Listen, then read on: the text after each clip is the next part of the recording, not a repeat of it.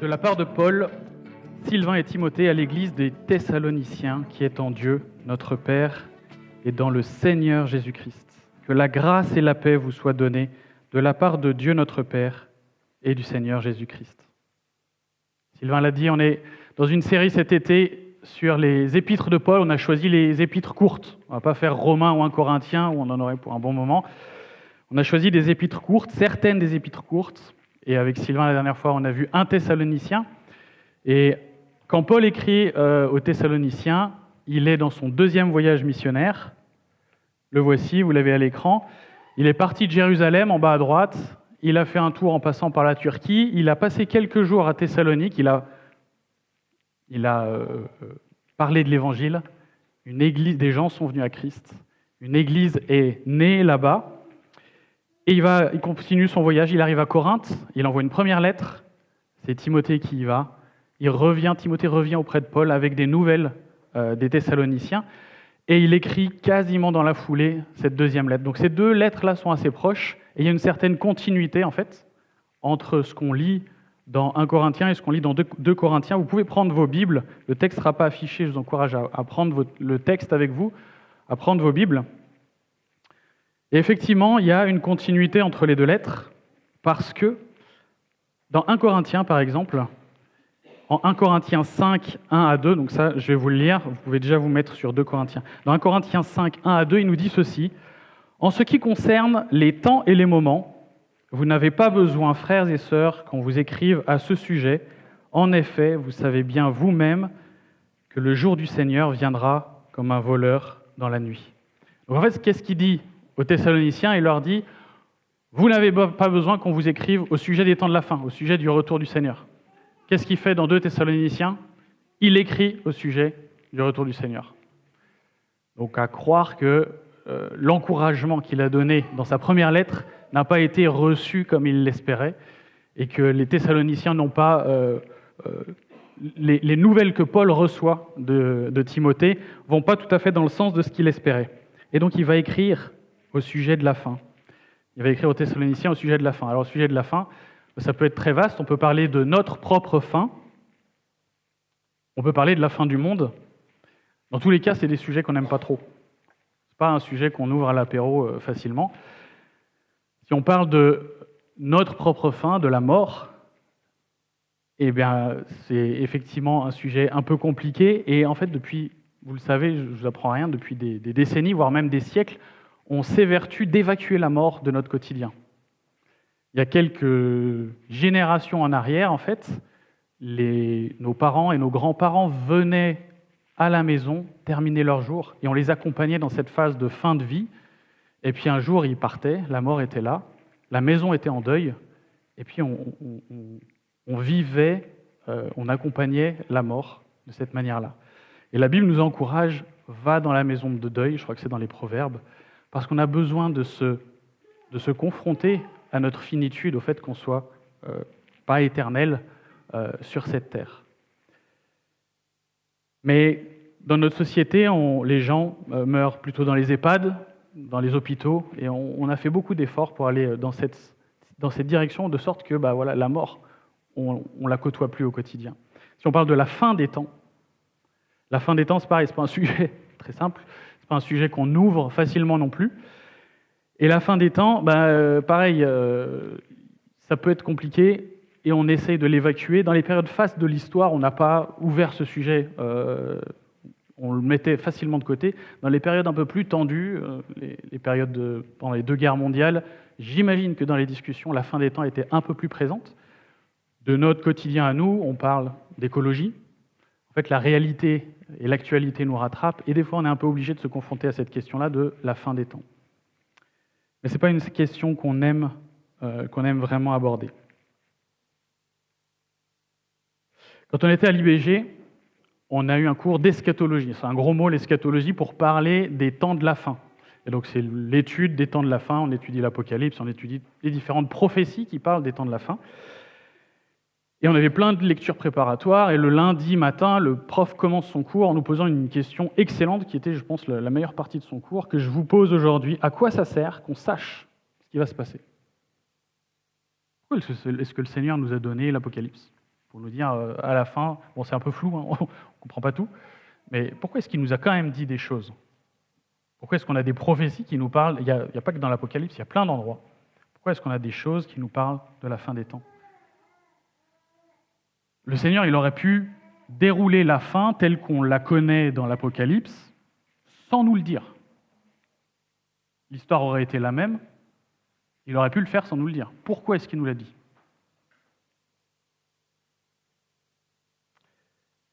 Pendant longtemps, j'ai passé du temps dans ces sujets-là, vous savez, à chercher un petit peu ce qui se passe du côté de l'enlèvement de l'Église, du côté du millénium, si ça vous parle, du côté de la tribulation, etc., etc. Et croyez-moi, quand on fait ce genre de choses, on a tendance à zoomer sur un sujet, on oublie tout le reste, et on se perd facilement. On se perd très facilement, et je pense qu'on passe à côté de l'essentiel de pourquoi est-ce que le Seigneur nous a donné ces informations-là. Qu'est-ce qui va se passer à la fin? Pourquoi est-ce qu'on sait ça?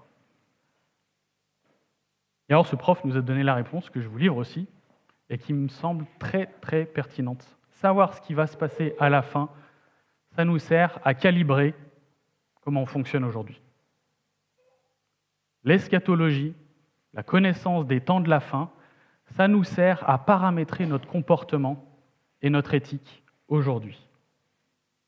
Je vous donne quelques exemples. Si je ne crois pas en Dieu, au jugement et au fait qu'il y ait un juge, aujourd'hui, je fonctionne comme je veux en fait. Il n'y a pas de juge. Je fais ce que je veux.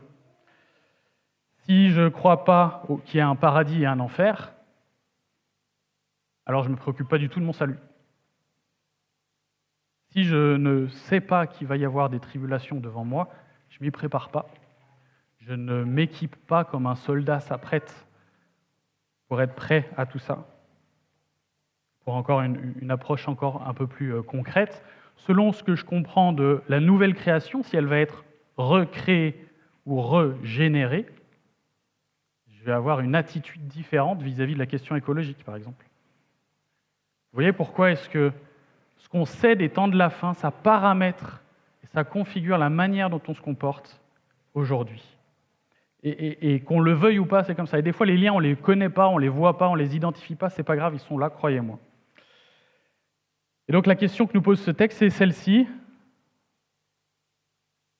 La question que nous pose ce texte, c'est comment vivre aujourd'hui en attendant la fin? Et Paul nous adresse ça avec 3 parties assez simples. C'est les 3 chapitres en fait. Premier chapitre, il va nous dire voilà la situation dans laquelle vous êtes. Deuxième chapitre, il va nous dire voilà ce qui va venir. Il va nous donner des détails. Et troisième chapitre, il va nous dire voilà ce que vous devriez faire. Et on va les prendre dans cet ordre. On aura des chants entre-temps. Et puis, dans notre question là, comment vivre aujourd'hui en attendant la fin, on va quand même essayer de préciser de quelle fin on parle. Alors, on va lire la suite du chapitre 1. Je me suis arrêté au début du verset 3. On peut le lire ensemble. Voilà ce que Paul nous dit sur la situation dans laquelle nous sommes. Frères et sœurs, nous devons constamment dire à Dieu toute notre reconnaissance à votre sujet, et cela est juste parce que votre foi fait de grands progrès et que l'amour mutuel que vous vous portez tous augmente de plus en plus. Aussi, nous sommes fiers de vous dans les églises de Dieu à cause de votre persévérance et de votre foi au milieu des persécutions et des difficultés que vous supportez. C'est une preuve du juste jugement de Dieu pour que vous soyez trouvés dignes du royaume de Dieu pour lequel vous souffrez aussi. En effet, il est juste aux yeux de Dieu de rendre la souffrance à ceux qui vous font souffrir et de vous donner, à vous qui souffrez, du repos avec nous lorsque le Seigneur apparaîtra du ciel avec les anges de sa puissance au milieu d'une flamme de feu pour punir ceux qui ne connaissent pas Dieu et ceux qui n'obéissent pas à l'évangile de notre Seigneur Jésus-Christ. Ils auront pour peine une ruine éternelle, loin de la présence du Seigneur et de la gloire de sa force, lorsqu'il viendra, ce jour-là pour être célébré parmi les saints et admiré parmi tous ceux qui auront cru. Or, vous avez cru à notre témoignage. C'est pourquoi nous prions constamment pour vous, afin que notre Dieu vous trouve digne de son appel, et que par sa puissance, il mène à leur accomplissement tout désir de faire le bien et toute œuvre de la foi. Ainsi, la gloire du nom de notre Seigneur Jésus-Christ sera révélée, et vous la vôtre en lui, conformément à la grâce de notre Dieu et Seigneur Jésus-Christ. En substance, ce que nous dit Paul ici, il nous dit, en attendant la fin, adoptez la bonne perspective. Et il nous l'a décrit, cette perspective, j'ai essayé de la schématiser ici. Il nous décrit cette perspective. Quand on parle de la fin, je le disais, il nous faut savoir de quelle fin on parle, et il l'a décrit. Il dit, il va y avoir des souffrances, et vous êtes déjà dedans. Il y a des tribulations, vous êtes déjà dedans. Et alors, pour être digne de son appel, le Seigneur, il attend de voir chez vous de la persévérance. Et quand il donne cette perspective, qu'on regarde au bout du truc, on voit que le Seigneur reviendra pour apporter sa justice. Et alors les uns seront pour le repos et les autres pour la ruine éternelle. Voilà la bonne perspective que Paul donne aux Thessaloniciens quand il parle des temps de la fin. Les amis, notre besoin de justice, il est gigantesque. Je ne sais pas si vous vous souvenez dans les psaumes, le nombre de psaumes, de psalmistes qui disent « Éternel, voilà mes adversaires, déploie ta justice ». Dans le Sermon sur la montagne, dans les béatitudes, « Heureux ceux qui ont faim et soif de justice, car ils seront rassasiés ». Et de l'injustice autour de nous, on en a plein. Qui nous concerne, qui concerne ceux qui sont autour de nous, il y en a plein tout le temps. Un jour, le Seigneur rétablira tout ça. La justice de Dieu sera parfaite, les amis. Alors si on veut préciser de quelle fin on parle, la fin, c'est le retour du Seigneur avec la justice du Seigneur.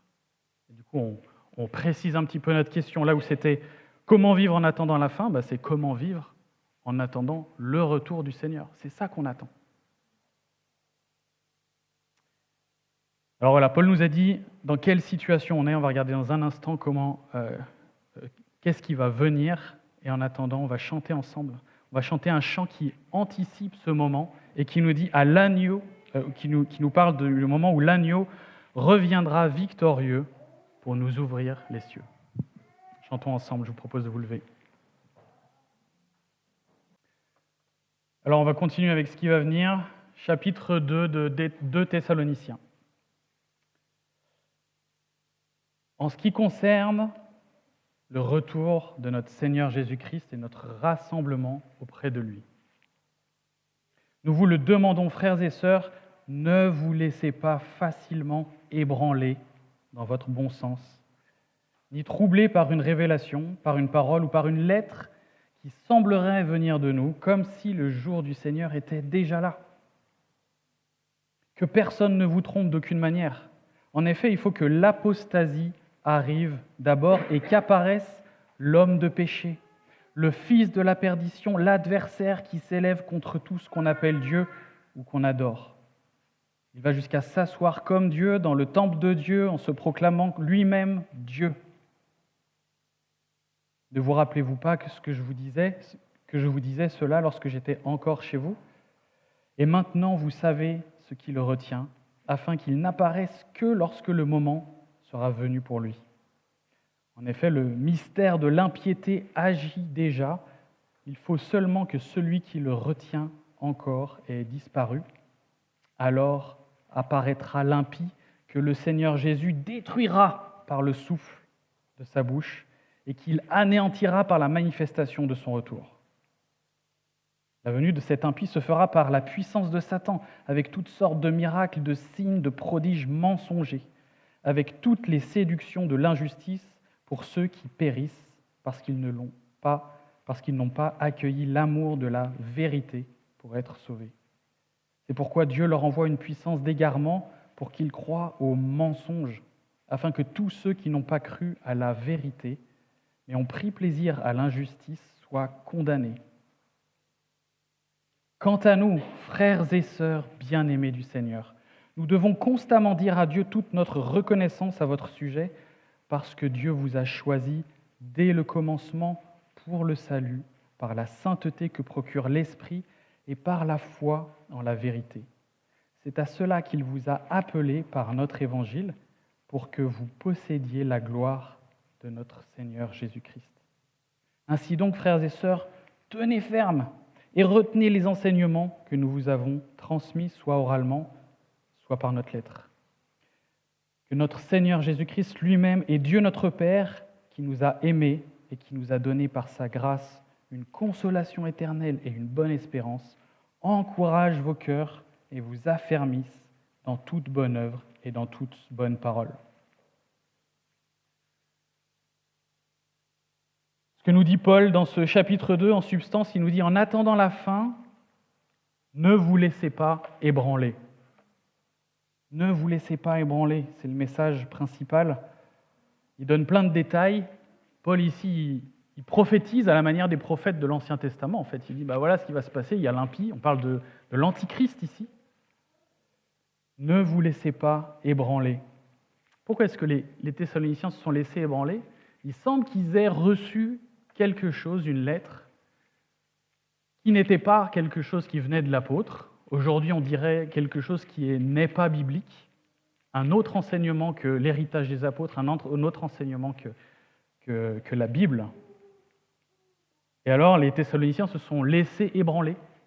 Qu'est-ce que disait ce message? Probablement quelque chose qui disait « Le retour du Seigneur est très très proche ».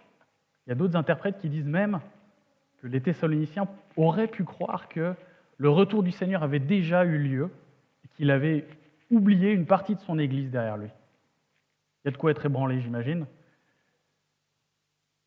Et les amis, ça doit nous mettre en garde contre tout ce qu'on peut entendre qui serait autre chose que l'enseignement biblique. Et où est-ce qu'on trouve majoritairement des choses qui... Parce que là, ce que les Thessaloniciens reçoivent, c'est quelque chose qui parle du retour du Seigneur. Ce n'est pas un truc qui est totalement rien à voir avec la foi chrétienne. C'est un truc qui parle du retour du Seigneur, mais qui est complètement faux. Où est-ce qu'aujourd'hui on trouve des choses qui ont toutes sortes de vérités, tout et son contraire? Les amis, Internet, c'est une jungle. Il y a plein de choses sur Internet et on y entend effectivement tout et son contraire. Et je vous encourage vraiment à trier les informations que vous recevez, trier les informations que vous partagez. Et c'est une bonne idée de demander aux frères et sœurs qu'est-ce qu'ils utilisent comme source. Internet, ce n'est pas le mal incarné, mais il y a beaucoup de choses. Ça vaut le coup de regarder ce que les frères et sœurs utilisent et de se concentrer sur des sources de confiance, parce que vraiment, Internet, on y trouve de tout.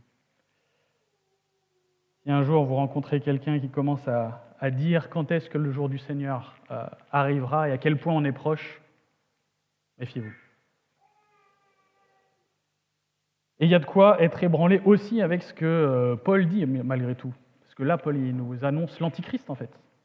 Il nous annonce l'impie, celui qui s'élève contre tout ce qui fait référence à Dieu, il se positionne contre Dieu. Il parle de l'apostasie. L'apostasie, c'est quelqu'un qui sera influent et qui va clairement se positionner contre Dieu. Et ça va arriver, les amis. Ça va arriver, et il y a de quoi flipper, en fait. Et si on veut être engagé, regardez le verset 8. Verset 8 du chapitre 2. Tout est sous contrôle. Qu'est-ce qui va se passer? Le Seigneur Jésus, d'un souffle de sa bouche, va balayer au moment où la rébellion sera à son apogée, au maximum de ce qu'on aura connu à travers l'ensemble de l'histoire. Le Seigneur Jésus va balayer l'impie d'un souffle de sa bouche. La situation est sous contrôle. Sous contrôle de notre Seigneur. Alors du coup, on précise encore la fin. La fin, qu'est-ce que c'est? C'est le retour du Seigneur avec la justice du Seigneur, précédée par une situation sous le contrôle du Seigneur. C'est ça la fin à laquelle on croit, nous. Du coup, notre question, ça devient dans un monde ébranlé, et oui, il y a plein de choses qui peuvent nous ébranler, et le monde lui-même est ébranlé. Dans un monde ébranlé, comment vivre confiant dans l'attente du retour du Seigneur? Alors Paul nous a donné la situation dans laquelle on est, il nous a décrit les événements qui allaient venir, et dans un instant, on va voir ce qu'on doit faire. Et avant ça, on va chanter un nouveau chant, un chant qui nous dit, à travers les épreuves, par la foi nous marcherons, par la foi nous triomphons, par la foi mon Rédempteur me rendra plus que vainqueur. Je vous invite à vous lever. Alors maintenant, Paul va nous dire ce qu'on devrait faire en attendant la fin. Je lis le chapitre 3. Maintenant donc, frères et sœurs, priez pour nous afin que la parole du Seigneur se propage et soit honorée comme elle l'est chez vous. Que nous soyons délivrés des hommes méchants et pervers, car tous n'ont pas la foi. Le Seigneur est fidèle. Il vous affermira et vous protégera du mal. Nous avons confiance dans le Seigneur à votre sujet, car vous faites et vous ferez ce que nous vous recommandons. Que le Seigneur dirige votre cœur vers l'amour de Dieu et vers la patience de Christ. Nous vous recommandons, frères et sœurs, au nom de notre Seigneur Jésus-Christ, de vous éloigner de tout frère qui mène une vie désordonnée et ne suit pas les instructions reçues de nous. Vous savez vous-même comment il faut nous imiter, car nous ne nous sommes pas livrés au désordre parmi vous, et nous n'avons mangé gratuitement le pain de personne. Au contraire, nuit et jour, dans la fatigue et dans la peine, nous avons travaillé pour n'être à la charge d'aucun de vous. Non que nous n'en ayons pas le droit, mais nous avons voulu vous donner en nous-mêmes un modèle à imiter. En effet, lorsque nous étions chez vous, nous vous recommandions ceci: si quelqu'un ne veut pas travailler, qu'il ne mange pas non plus. Nous apprenons cependant que quelques-uns parmi vous mènent une vie désordonnée. Ils ne travaillent pas, mais se mêlent des affaires des autres. Nous invitons ces gens-là et nous les encourageons par notre Seigneur Jésus-Christ à travailler paisiblement pour manger leur propre pain. Quant à vous, frères et sœurs, ne négligez pas de faire le bien. Si quelqu'un n'obéit pas à ce que nous disons dans cette lettre, notez-le et n'ayez pas de relation avec lui afin qu'il en éprouve de la honte. Ne le considérez pas comme un ennemi, mais avertissez-le comme un frère.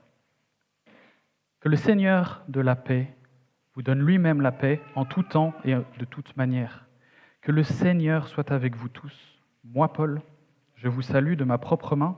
C'est là ma signature dans toutes mes lettres. C'est ainsi que j'écris.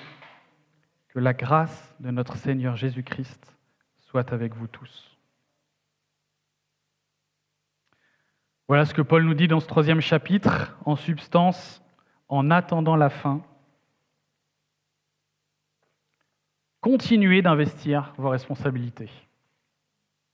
Continuez d'investir vos responsabilités. C'est une grosse partie de la réponse à notre question principale. Comment vivre aujourd'hui en attendant la fin?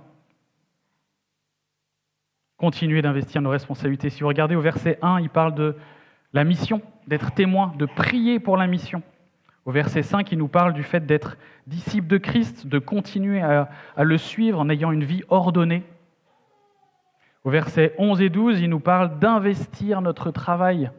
Il y a des gens qui sont oisifs, qui quittent leur travail. Continuez d'investir vos responsabilités. Ici, il nous parle d'être serviteurs, continuer notre travail, notre ministère. Au versets 14 et 15, il se préoccupe de comment fonctionne la famille de Dieu, entre frères et sœurs. Il met une emphase sur le fait de dire la famille de Dieu a une responsabilité. Il parle ici de discipline d'église. La famille de Dieu a une responsabilité à regarder ce que font les uns les autres et si quelqu'un mène une vie désordonnée, d'aller jusqu'à couper la relation avec lui. Là, il parle de la famille de Dieu. Alors vous aurez compris, j'ai pris le prisme des 4 valeurs de l'Église, ici, de la Croix-Rousse, pour traverser ce texte. Il y aurait d'autres manières de le faire, ça correspond bien à ce qu'on veut vivre ici, dans notre Église. Et oui, ce que nous dit Paul ici, il nous dit, en attendant la fin, continuez d'investir là où Dieu vous a placé, dans vos responsabilités, comme disciples de Jésus. comme conjoint, comme maman, comme papa, comme employé, comme chef d'entreprise, comme plein de choses. Continuez d'investir vos responsabilités. C'est comme ça que le Seigneur nous trouvera dignes de son appel.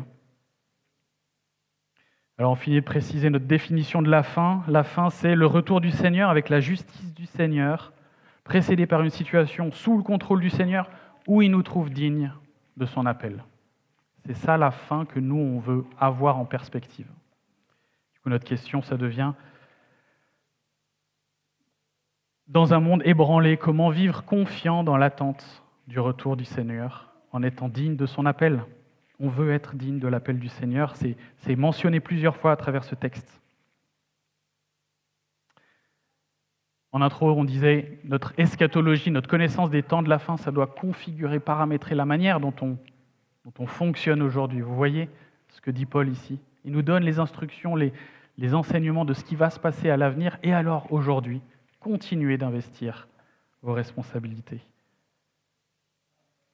On va faire un dernier chant et ensuite on fera un petit zoom sur un des passages qu'on vient de lire et de voir comment est-ce qu'on, un peu plus en détail, comment on peut ne pas être ébranlé. On va chanter ensemble « J'ai soif de ta présence ».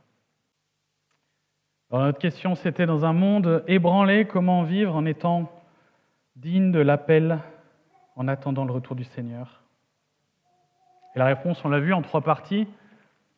Adopter la bonne perspective, savoir ce qui se passe à la fin, ne pas se laisser ébranler et continuer d'investir nos responsabilités. Et les amis, je ne sais pas vous, mais moi, je ne me sens pas inébranlable dans ma foi, bien souvent. Je dois faire le constat que ma foi est bien souvent trop petite. Et quand on a une foi trop petite, je pense qu'on est tous sujets à ça potentiellement, c'est qu'on doute quelque part de ce que Dieu a fait dans le passé et qu'on doute de ce que Dieu va faire dans l'avenir. On a besoin d'être vraiment encouragé et certain de ce que Dieu nous dit à ce sujet-là. Notre foi est bien souvent faible à ce niveau-là. Alors on va regarder un passage, revenir sur un passage, c'est au chapitre 2, les versets 13 à 17. Je ne sais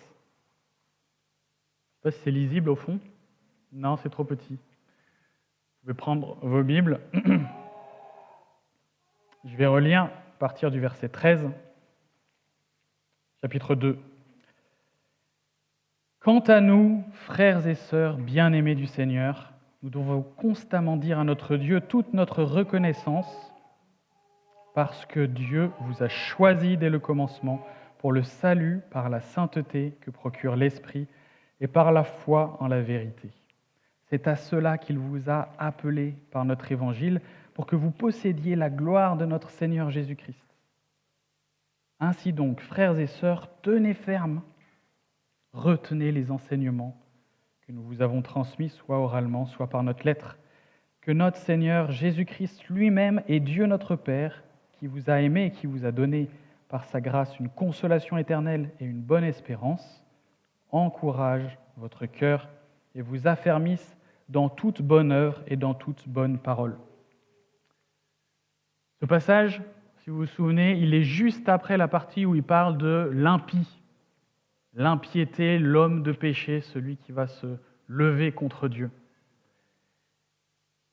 Et alors Paul, il arrive ici, il lui dit « Quant à nous », et en fait il va switcher, il va venir nous parler de ceux qui sont pieux. Il a parlé de l'impiété, il va nous parler de ceux qui sont pieux ici. Et pour parler de ceux qui sont pieux, il commence comme ça. « Quant à nous, frères et sœurs, bien-aimés du Seigneur. » Les amis, vous êtes bien-aimés du Seigneur. On commence par là. Ceux qui sont pieux, ils sont bien-aimés du Seigneur. La piété, ce n'est pas un gros mot, c'est simplement quelque chose qui décrit ceux qui vivent attachés à Dieu. Et si vous êtes chrétien, si Jésus est votre sauveur, votre Seigneur, a priori vous êtes attaché à Dieu, et a priori vous êtes dans une démarche de piété, votre vie est attachée à Dieu. C'est ce qui nous caractérise. On a besoin que cette piété-là soit inébranlable. On a besoin que cette piété-là, elle ait des fondations solides. Alors très rapidement, on va regarder les fondations de notre piété. Regardez avec moi. Au verset 14, Il nous est dit que nous sommes appelés par l'Évangile. Évidemment, une fondation de notre piété, c'est la réponse qu'on donne à l'Évangile de Jésus, la réponse qu'on donne à ce que Jésus a fait pour nous à la croix.